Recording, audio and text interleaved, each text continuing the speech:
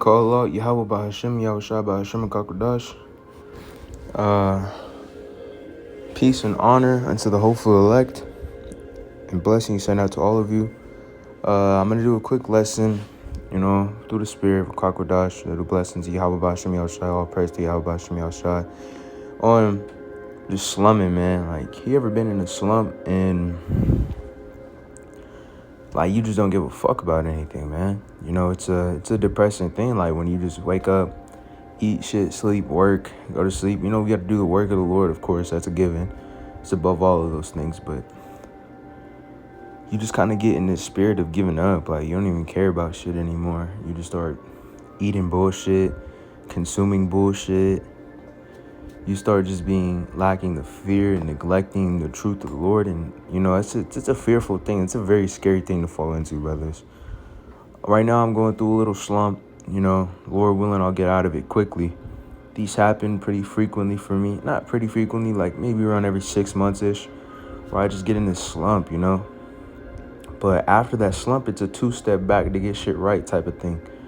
So that I have to take these 2 steps back so I could sprint a marathon forward. And it's a prerequisite to being a better version that you've ever been, You have to go through these slumps and you have to go through this pain to achieve that next level. Achieve the next level of the image of Yahweh Ba'Shem Yahushua. Don't chase after the world and the vanities there within. I think it's like 1 John 2:15 is talking about the love not the world, near the things in it, So you just gotta thug it out, man. Give yourself patience, give yourself time. Observe how you were making mistakes right now, and understand that it's demons and it's all evil spirits. Just go and just think, meditate, brothers. Meditate, fast, pray much. Thessalonians talks about praying. Cease not from praying. Pray all the time. And also do the work of the Lord. And that's the only way that you can get out of these things. In Proverbs, you lean on your own understanding. You're only going to be led deep down into a deep-ass hole of death, right? So we're going to go into Luke 22:31, and the Lord says, Simon, Simon, behold, Satan hath desired to have you, and he may sift you as wheat. So, we're surrounded by demons every single day, all day. And they're going to try to sift you out, and they're going to try to fuck you up. Daniel 7:25, and he shall speak great words against the Most High, and shall wear out the saints of the Most High, right? To think to change the times and the laws, and they shall be given into his hand until the time and times and the driving of times. So, brothers, they're going to be sifted, and we're also going to be tempted. But, you have to understand that we will never be tempted above what we can take, right? We have to handle it, bro. We have to handle it.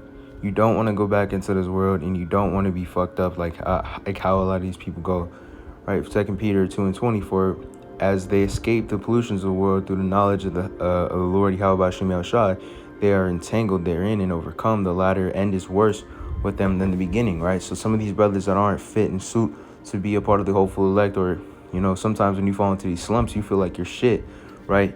But brothers, you have to understand, like, this is all a part of being in this truth. Micah 2:10, I say this all the time, right? This is not our resting place. You have to escape from this at some point in time, and fret not that the end is near, right? The end is near, and we're almost at the end of this time. But please don't fall back into the world, because it is a fearful thing to fall into the hand of the Most High, as Scripture says. All right, we're going to go get Proverbs 24:16 out. And for a lot of you more experienced brothers in this truth, you should know this one like the back of your hand, right? So 24:16, for a just man falleth 7 times and riseth up again, but the wicked shall fall into mischief. So at the end of the day, you may fall into these slumps. You might be slumming like a motherfucker. You might be eating shit, consuming shit. Even on the worst end of the spectrum, you may transgress, which is, oh my gosh, please don't do that.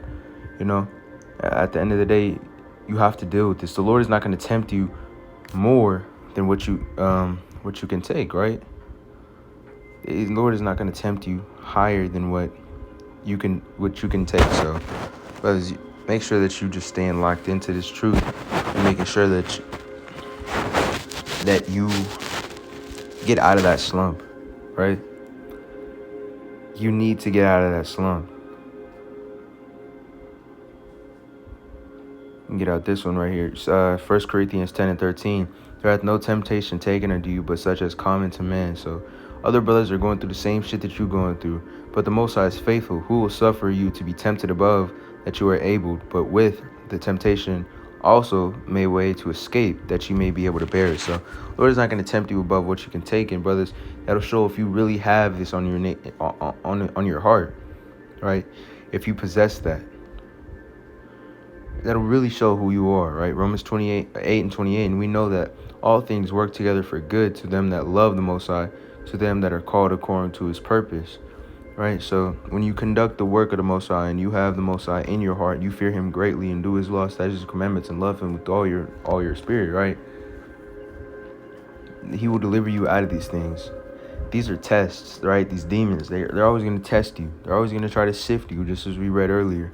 They're going to try to get you to fall. And brothers, please don't fall. I myself, humbly saying, I don't fear myself falling out of the truth, but I am in a slump. You know, I'm eating bullshit, consuming bullshit, and I'm polluting my mind with things that are less than king worthy, right? But I know for a fact that once I get out of this, I'm going to be in a better state than I've ever been. Spiritually first, physically, mentally. Everything is going to come financially as well. You know, we went up on my last video was talking about chasing the bag, you know. Don't chase the fucking bag. Chase the spirit. Be a part of the five anointed the five virgins who possess the oil, right? What is that? I think it's Matthew 25. All right, because we're in the times that it's about to come down, right? It says, at midnight there was a cry made, behold, the bridegroom cometh, right? That's the Most High coming back. And all those virgins rose and trimmed their lamps. And the foolish said unto the wise, give us your oil, for our lamps are gone out, right? If we read up here, 5 of them were wise and 5 were foolish. Right? 5 of them took their lamps and no oil with them. And that's going to be the heathens, right? So at the end of the day, brothers, please possess that oil and please pray to the Lord for all of your supplications and to get the fuck out of here, right? 2 Ezra 9 and 15, I said unto thee, and do not speak, and speak it also hereafter, that there will be many of them which perish, and of them which will be saved. All right, we're going to read down a little bit. Hold up. Yeah. All right, so this is talking about how the Most High created the world and this was corrupted. This is what these two are talking about. I'm going to read the 21st. And I saw and spared it greatly, and have me kept a grape of the cluster and a plant of a great people. So a tree of a forest, a grape of a cluster, right? That's what the elect are. Let the multitude perish, which was born in vain, and let my grape be kept in my plant. For with great labor may have to come. So let the multitudes perish which are born in vain. A lot of these people are born in vain, especially the people that are prospering too. Some of these people are born in vain. But the Most High says, if he dealeth with you, he will chasten you, just as the Father chastens his Son. So at the end of the day, it's a good sign that you're receiving chastisement. It's a good sign that you go through these slumps because, brothers, Lord willing, your wisdom grows, you know. So try not to think too much on a carnal mindset too, because I do think on a carnal mindset sometimes, like, wow, I mean, hopefully after I get out of this slump, you know, I'll have a great looking body, like I'll have that 6-pack and all that shit. Don't get too involved in all that, man. You know, don't get too involved in trying to look good for this world. Just try to stay up in the wisdom. At the end of the day, we are in the flesh and we are rehearsing these law, statutes, and commandments in the flesh. And the flesh is weak, I wretched man, Romans, I wretched man. So try to stay focused and get out of the slump. And with that, I say shalom and good luck to you all, hopefully elect.